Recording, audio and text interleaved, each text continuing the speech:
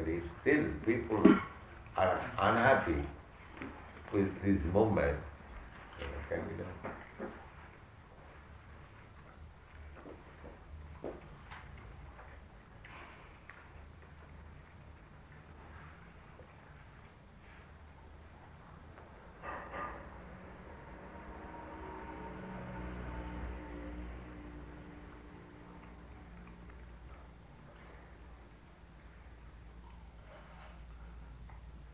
So you say that you encourage anybody who disagrees with aspects of your philosophy to argue with you.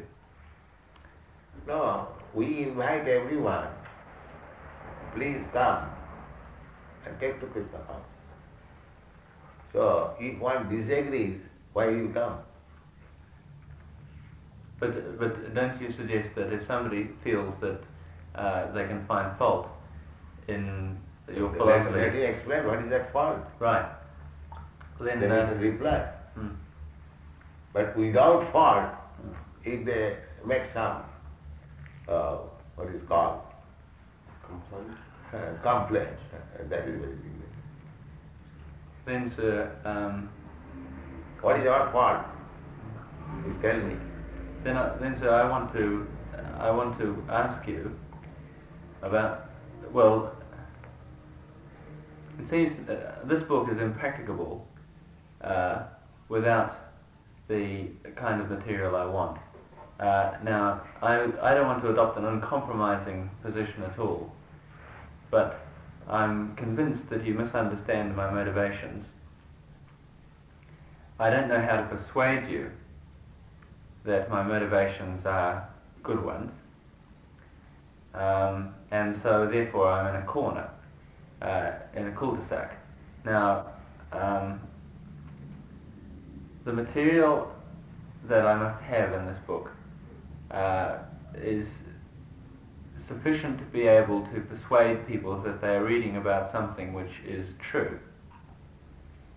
That means, for example, that I should... That books we have already got.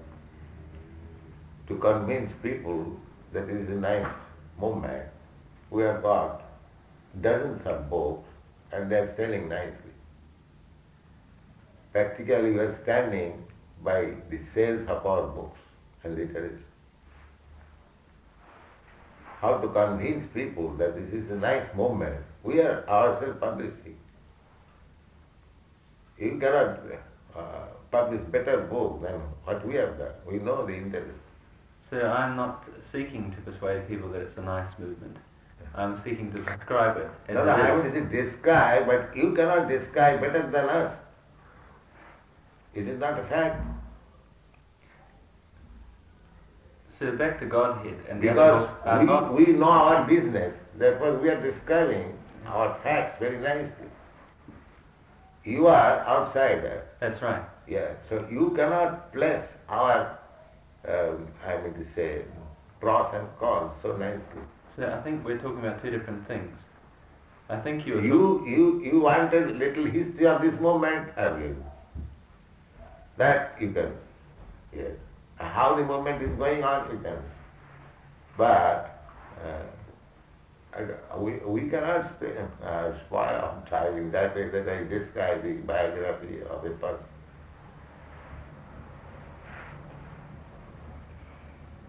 Right.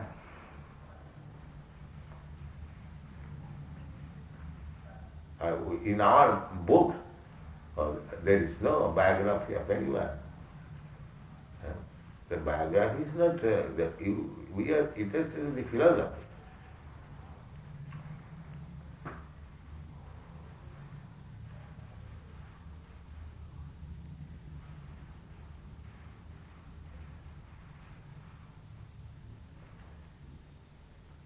Well,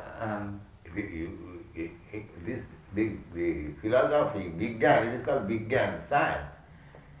If you want to know what is the science of this movement, we can spare day and night to convince.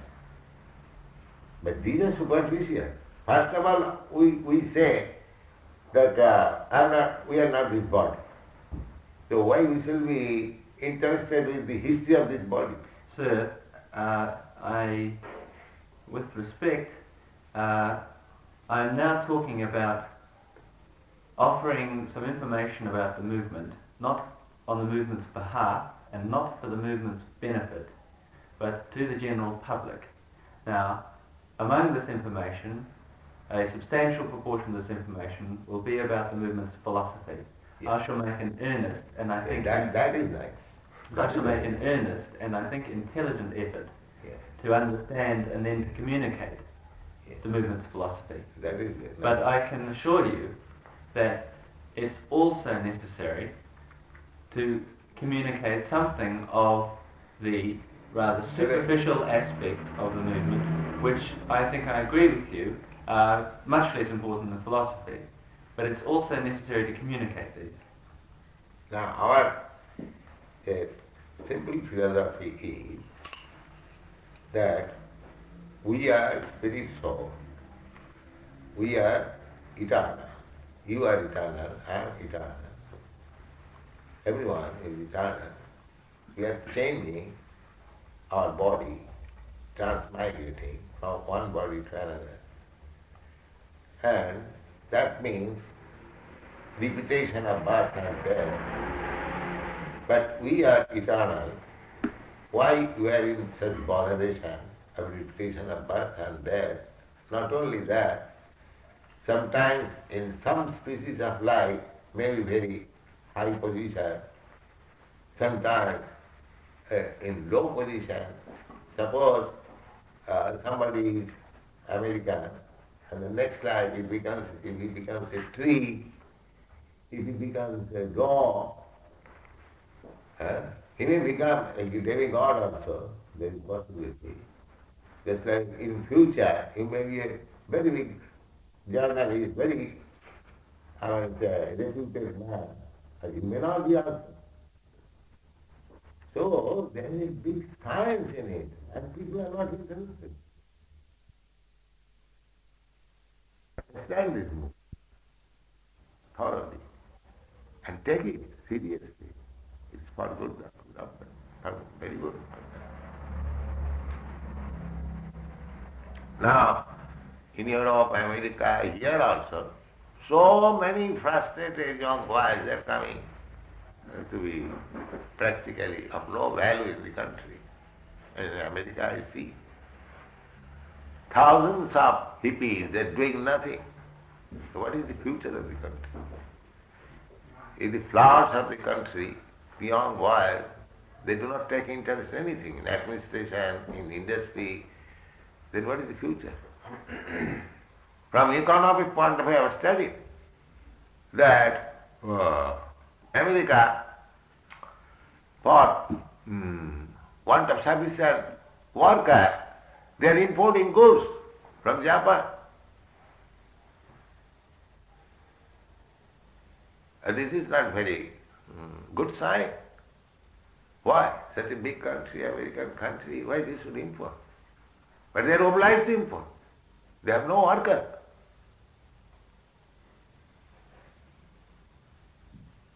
Japan's 75% business is done in America.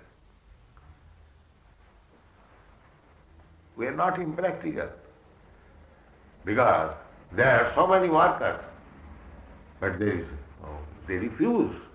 And Central Park is full of rubbish things. All. You go, it is garbage.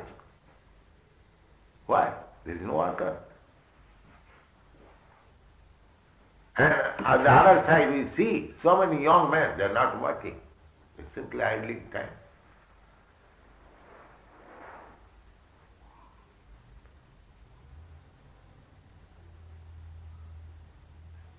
So they do not tackle the real problem.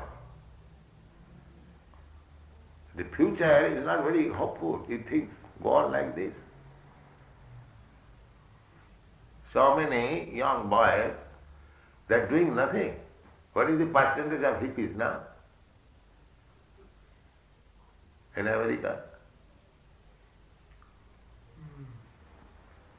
It is a very good person. All the school colleges. Here also in the university. All the universities. They are all hippies. So what do we expect? They are taking education, and then after taking education, they don't do anything. This is a problem. And so many illicit children, the government has to supply them food. The welfare, what is called? That welfare department? Social welfare. Social security, welfare. Security, not social welfare. That the girls are getting illicit children and the government has to supply food for them. Nobody is taking care of the girls, of the children. The government has to take the responsibility in increasing. So many things. But this Krishna consciousness movement will solve all the questions. It is such a nice movement.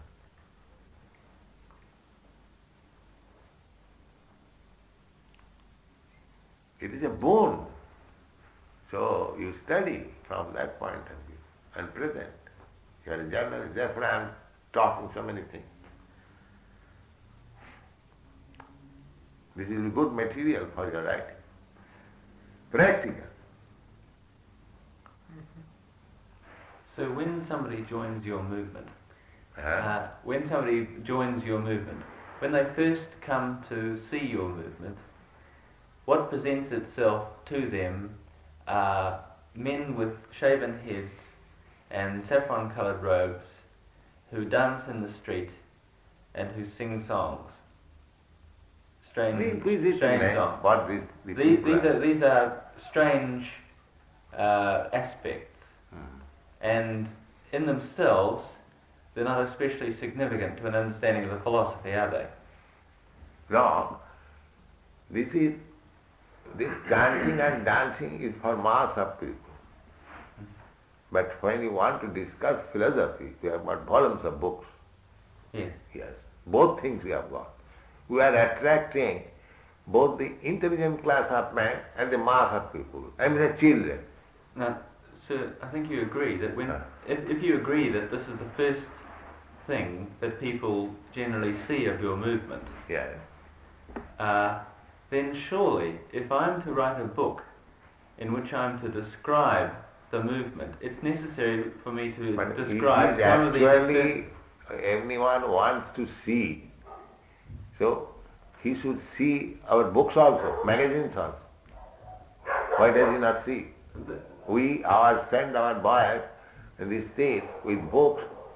If you are not liking this saffron dress and dancing, why don't you read the books? No, I don't think you take my point.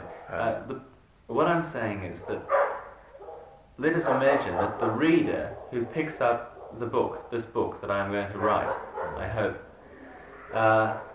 is very much like a person who sees the devotees dancing in the street, because he's seeing something for the first time. Now, it's necessary, surely, to describe these external and superficial features. It is not superficial. It's This dancing is a spiritual excess.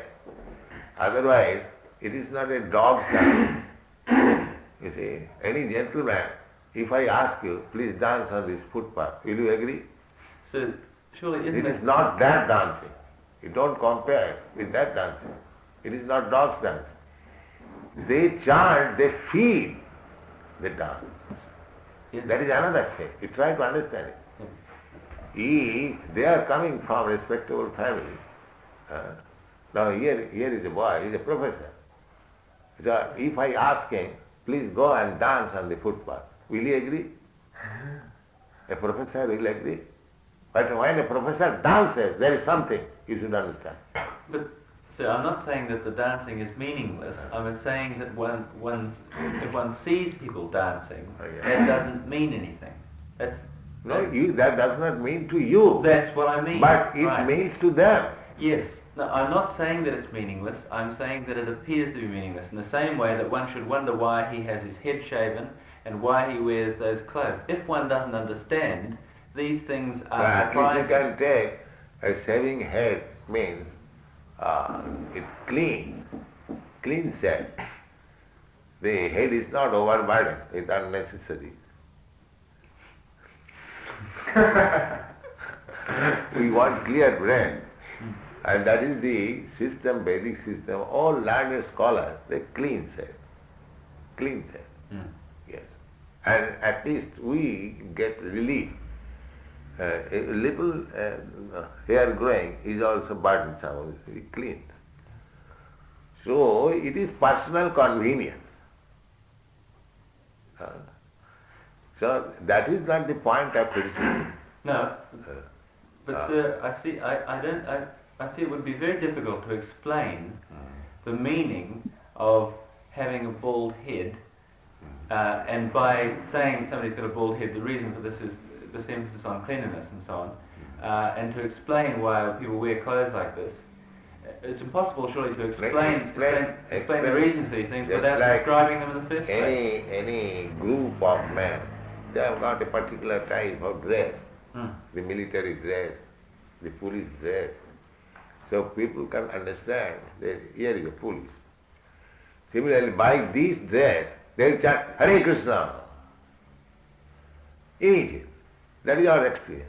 As soon as they will see these people, Hare Krishna, at least they will criticize or anything. They want that people see us and chant Hare Krishna.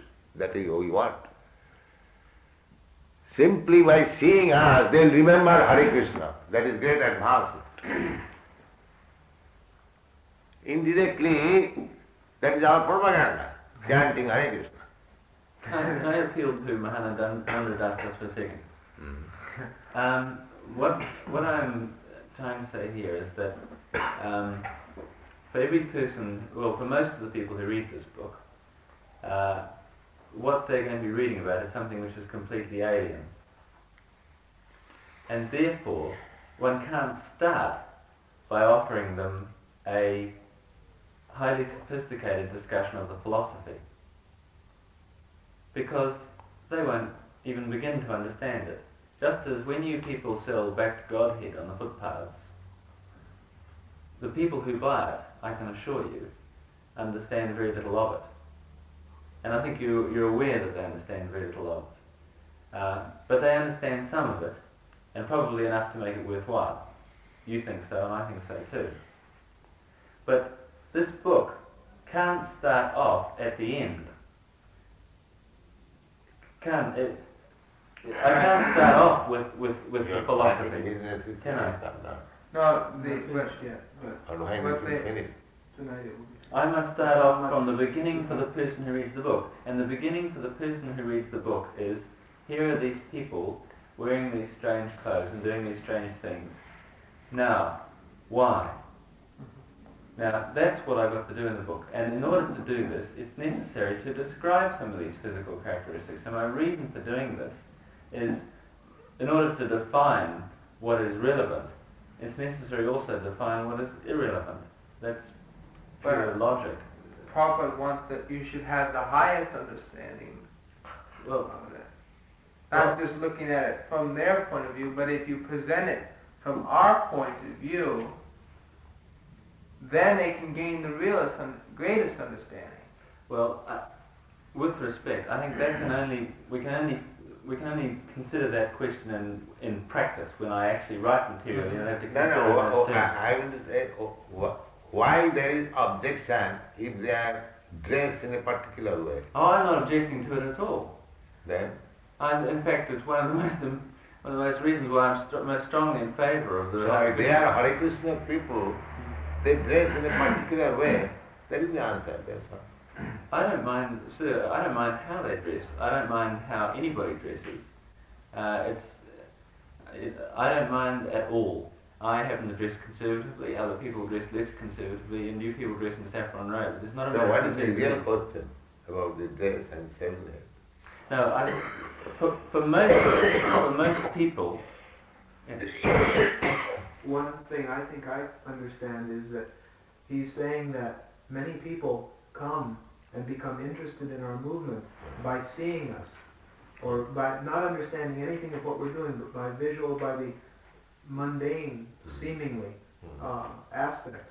And in his book, think what he's saying is he wants to present it in a way that will attract that sort of person, whereas most people will not pick up the book and read it because it's a book on Krishna conscious philosophy, but because they're interested in the outward aspect of things.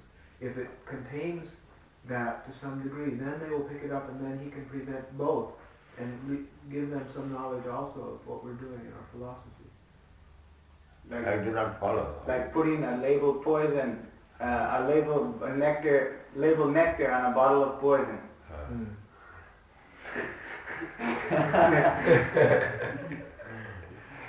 They will think he's giving them what they're interested in, even though it may be superficial. But once there, then he can present the philosophy as well. I think that's what he's saying. Yes, well, I'm not trying to, because I am not an adherent of, I'm not a Hare Krishna movement member, as is obvious. And because I am not a member of the movement, I'm therefore not trying to do precisely what you gentlemen are saying, but I'm not trying to package an unwholesome product like poison. Yes, I appreciate it. What I'm trying to do is to describe what is. Now, this requires an exercise of the imagination. If you imagine somebody is outside, as each of you people were at one stage, you came to understand what this movement was by a gradual process. Now, I hope a book of about 100 pages, I'm going to trace that process, not in the way you did it, but in a slightly different way. But the things that strike one immediately are these external and superficial characteristics, and then one becomes to appreciate rather more important things. And it's just a question of stating these in that way. Now, in order to understand the highest possible things, it's surely necessary to state the superficial things as well, the less important things.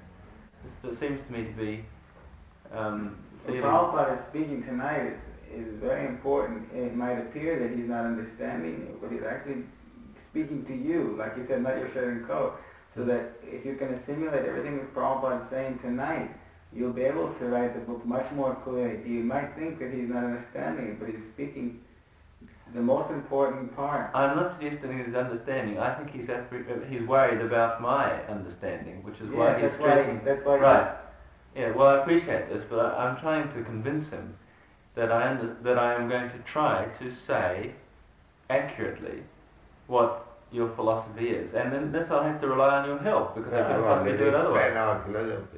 Sorry, not explain, describe. That's a rather better word. But that philosophy, if you want to know more, then we can speak more. But that is the outlines of the philosophy.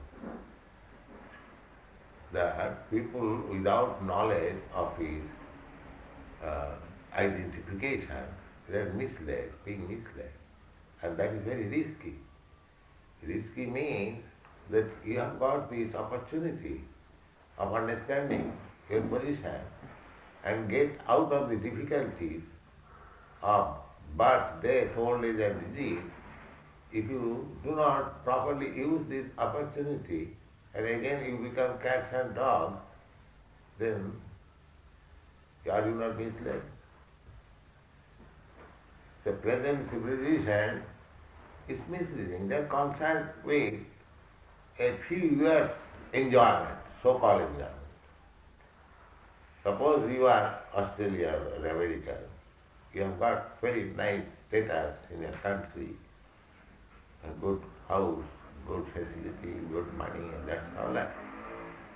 But after your death, when you have to quit this certain atmosphere, then after your death, what is happening to you, you are not concerned to know. If you are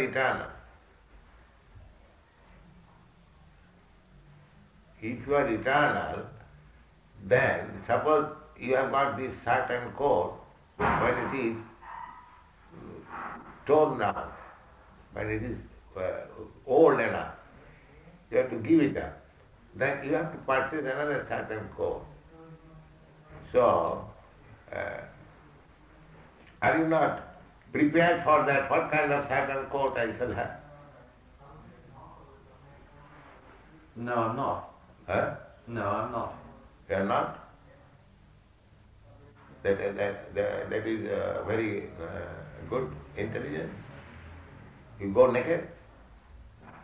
No, it's not very wise, provided one assumes that one is going to have another. No, but everyone thinks like that. Suppose I have to purchase one coat, I consult my pocket, what kind of shirt I shall purchase. Everyone knows. But if you say you are not interested, that is different thing.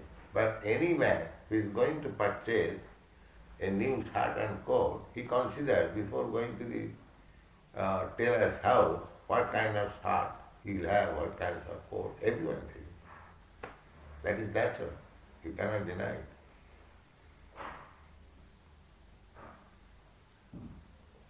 Whether it is suitable, whether it is comfortable, so many things, everyone considers.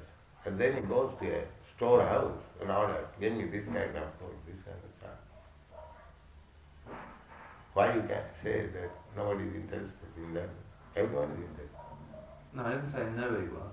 Huh? I didn't say that nobody was. That is the natural inclination.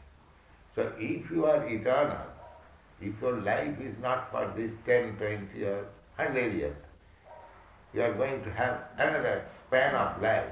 Are you not interested to know what kind of life you are going to get? Well, I don't believe that I shall, but then I don't think that... It is not a question of belief, it is a fact. Right. You have to accept another body after this body. Just like you have already accepted. Your childhood body was there, and that is gone. You accepted another body. Similarly, now you have got another body. A few years after you get another body. So you are accepting body one after another. That's a fact. So you have to accept another body after this. So what kind of body I am going to get? Is it not the point of consideration? But there is no education on this point. But that's a fact. We have accepted already so many bodies. And natural conclusion is that I must accept another body. But what kind of body? Now you can select. There are 8,400,000 forms of body. These questions are not discussed at all. But they are very important factors.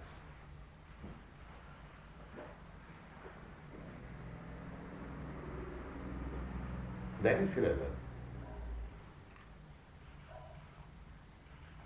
But modern civilization they neglect. I don't mind what kind of body I shall get next life. So, those who are intelligent, if they think that why shall I neglect this body? I'm not going to accept a body like a tree or a dog. If I accept a body, I must have a body very nice.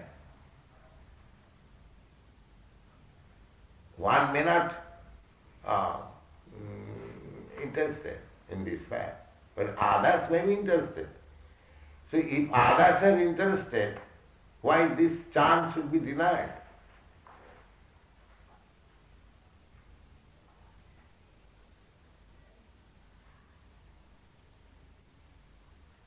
Srila Prabhupada? Yes? The temple is calling on the phone. They want to know if you're coming tonight.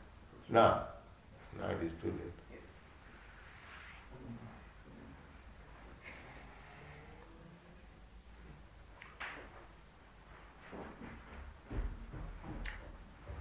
That there is higher studies in science, in so many departments of knowledge.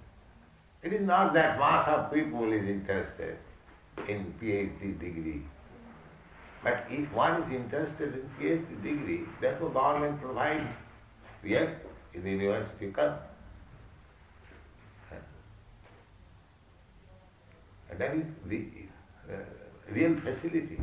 So if anyone is interested to understand Krishna consciousness, why it should be denied? Why it should be obstructed? Because I do not like it.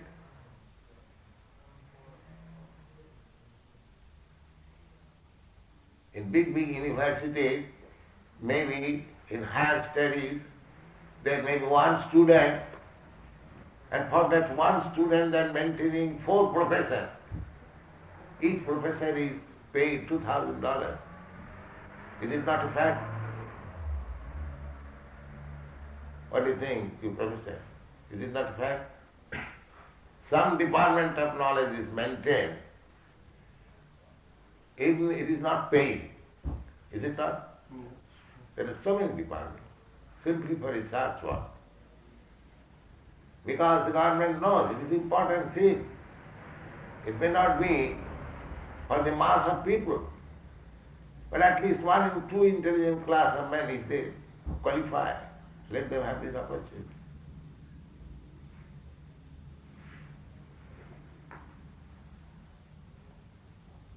So this is like that. Krishna consciousness is movement is not for ordinary man, but it is very important movement. Those who are interested, why they should be denied? It should be maintained.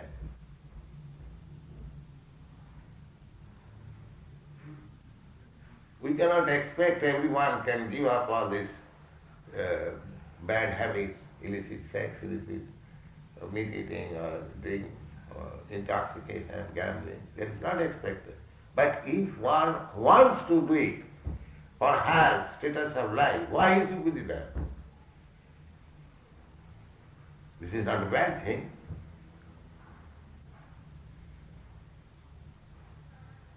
Why the city fathers are thinking that this should be stopped?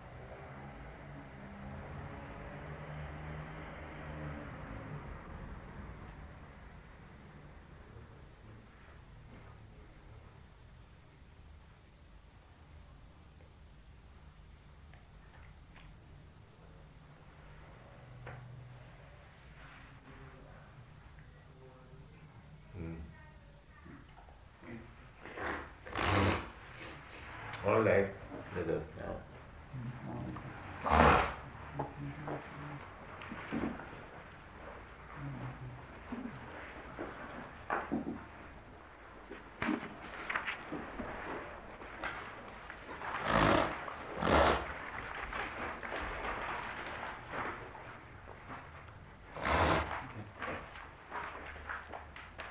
So, my appeal to you, that you are journalist, you all at least study this our movement and present me like. That is my request. Well, thank you very much for Yes, thank you.